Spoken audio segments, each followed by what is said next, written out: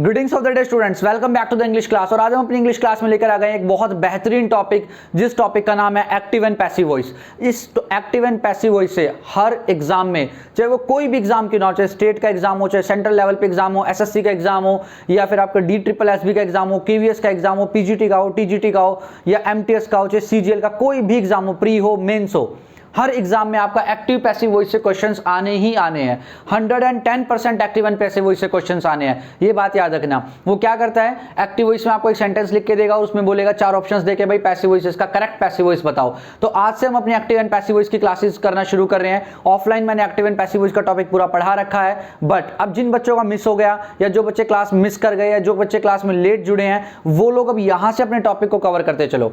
यहां से एक एक बात मैं कवर करता चलूंगा, और जिस बच्चे को नोट्स बनाने हैं वो भी यहां से अपने कवर करते चलो बिल्कुल आराम से।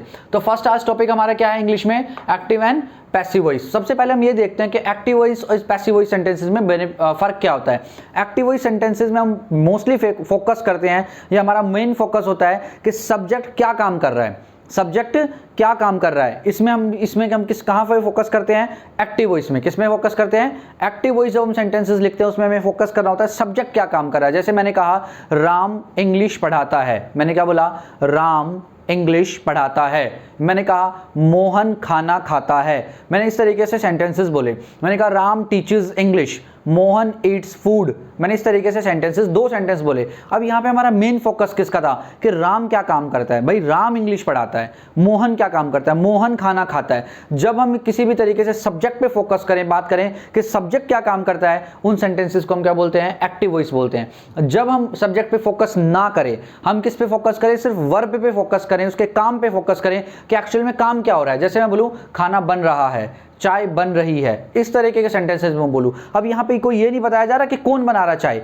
हमने इस बात पे फोकस नहीं किया, हमने फोकस किया कि काम हो क्या रहा है। चाय बन रही है, खाना बन रहा है, बच्चों को पढ़ाया जा रहा है, इस तरीके के सेंटेंसेस। ज़्यादातर आपने जब कभी एडवर्टीजमेंट बोर्ड देखे होंगे, जब आपने क्या देखे होंगे, एडवर्टीजमेंट जो बोर्ड्स होते हैं दुकानों के बाहर लगे रहते हैं, वहाँ पे कभी भी कोई दुकानदार ये नहीं लिखता कि मैं यहाँ इंग्लिश पढ़ाता हूँ, या मैं यहाँ दाल या चीनी बेचता हूँ। वो हमेशा क्या लिखेंगे, यहाँ पे दाल और चीनी उपलब्ध है, या यहाँ पे घर का सामान उचित रेट पर मिलता है। इस तरीके से सेंटेंसेस लिखे होते हैं। ये सारे सेंटेंस कौन से होते हैं, पैसिव वॉइस के सेंटेंस होते हैं, ना कि एक्टिव वॉइस के। कभी भी आपको किसी एडवर्टीजमेंट पे नहीं लिखा होगा कि मैं यहाँ पे बाइक ठीक करता हूँ, वहाँ पे लिखा होगा यहाँ बाइक ठीक की जाती है, यहाँ गाड़ियाँ सर्विस की जाती है। ये सारे सेंटेंस कौन से होते हैं, पैसिव वॉइस के सेंटेंस होते हैं। तो फटाफट आज सीखते हैं सिंपल प्रेजेंट के एक्टिव से पैसिव वॉइस कैसे बनाए।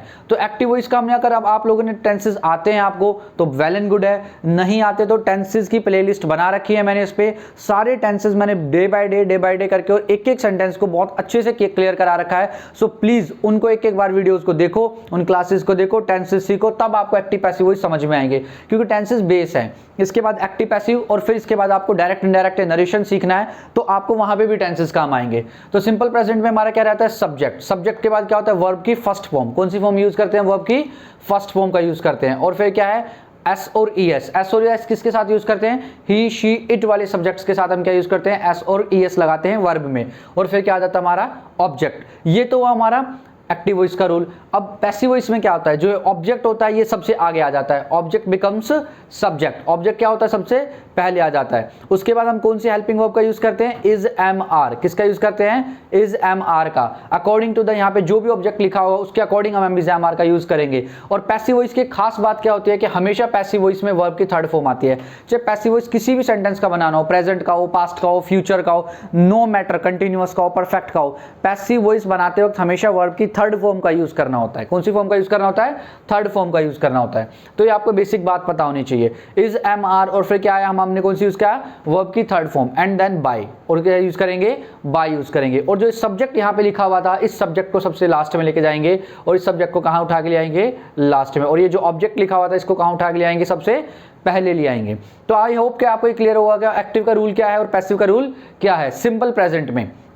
जैसे मैंने एक सेंटेंस लिखा, I teach English. I teach English, what it means, मैं इंग्लिश पढ़ाता हूं, मैं इंग्लिश पढ़ाता हूं। इसका पैसिव वॉइस क्या बनेगा, देखो इंग्लिश सबसे आगे चला जाएगा। इंग्लिश क्या हो जाएगा, सबसे आगे चला जाएगा। तो इंग्लिश क्या था, हमारा ऑब्जेक्ट था, ये सब्जेक्ट है, वर्ब है, ऑब्जेक्ट है, ऑब्जेक्ट बिकम सब्जेक्ट। तो इंग्लिश इज, अब इंग्लिश के साथ इज एम आर में से क्या आना चाहिए, इंग्लिश इज एम या आर, इज ऑब्वियसली बात है।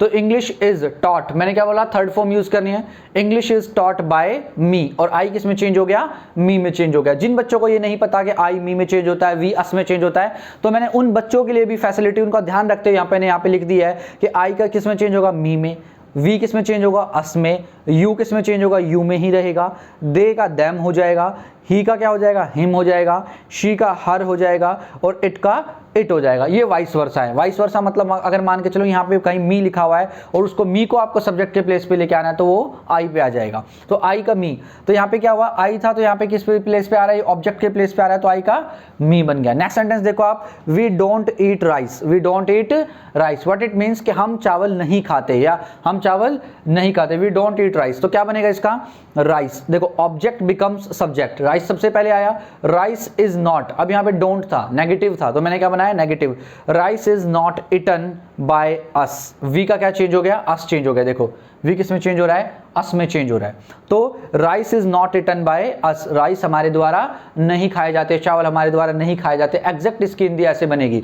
नेक्स्ट सेंटेंस बोला मैंने, you speak the truth, you speak the truth, तुम सच बोलते हो। तो द ट्रुथ कहां बन जाएगा, सबसे आगे, तो द ट्रुथ, इसके बाद is, the truth is, speak का क्या थर्ड फॉर्म हो जाएगी, स्पोकन बाय यू, देखो यू का यू रह गया। नेक्स्ट आ गया हमारा, he sings songs, he sings songs, वो गाने गाता है। देखो अभी एक्टिव वॉइस का सेंटेंस है, वो गाने गाता है, यहाँ पे सब्जेक्ट के बारे में बात की जा रही है कि वो क्या काम करता है। और पैसिव वॉइस में सॉन्ग्स, सॉन्ग्स सबसे पहले आ गया, सॉन्ग्स, अब सॉन्ग्स के बाद इज लगाएं या आर लगाएं, भाई सॉन्ग्स तो प्लूरल सब्जेक्ट है, तो सॉन्ग्स आर संग, सिंग की थर्ड फॉर्म क्या होती है, संग बाय हिम, और ही किस में चेंज हो गया, हिम में चेंज हो गया। देखो यहाँ पे लिखा भी है मैंने, ही किस में चेंज होगा, हिम में चेंज होगा। नेक्स्ट सेंटेंस आ गया, शी कुक्स फूड, क्या सेंटेंस है, शी कुक्स फूड, वो खाना बनाती है। तो शी कुक्स फूड, फूड सबसे पहले आ गया, एंड देन हमने फूड के बाद क्या यूज करना है, इज, फूड इज कुक्ड, वो आपकी third form, bye her, she का क्या चेंज हो गया, हर, देखो यहाँ पे शी था और हमने इसको हर में चेंज किया।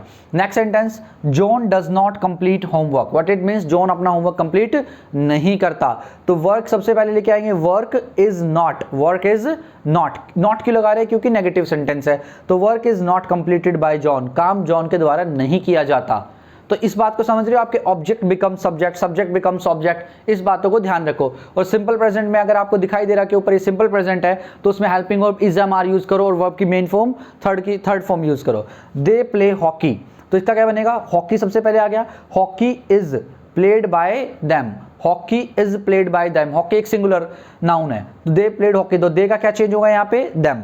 लास्ट सेंटेंस हमारा, he irons clothes, what it means, वो कपड़े प्रेस करता है।